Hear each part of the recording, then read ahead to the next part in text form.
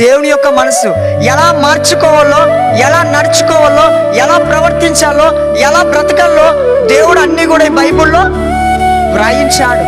కనుక ఏంటి, ఈ 2026 సంవత్సరం ఇచ్చాడని సంతోషపడకూడదు. ఈ 2026 సంవత్సరం నేను దేవుని కొరకు ఏం చేయాలి?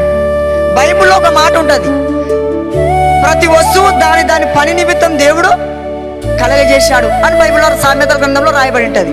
ప్రతి వస్తువు ఎలా కలగబడిందంట? దాని పని నిమిత్తం. ఇప్పుడు దీని పని ఏంటి? నా వాయిస్ని మీకు వినిపించడం. దాని పని ఏంటి? నన్ను రికార్డింగ్ చేయడం.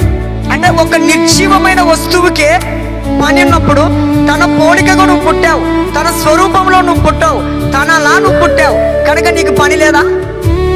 దేవుడు నీకు భూమి మీద పని పెట్టలేదా? వెళ్తూ వెళ్తూ సువార్త ఒకరికి అప్పగించాడు యేసుక్రీస్తు. ఎవరికో తెలుసా? శిశువులకి. ఎంతమందికి? 12 మందికి. శిశువులారా, సర్వలోకానికి వెళ్ళి సర్వ సృష్టికి సువార్తను ప్రకటించండి. నమ్మి బాప్తిసం పొందినవాడు రక్షింపబడును, నమ్మని వారికి శిక్ష విధించబడును అని బైబిల్లో రాయబడింది.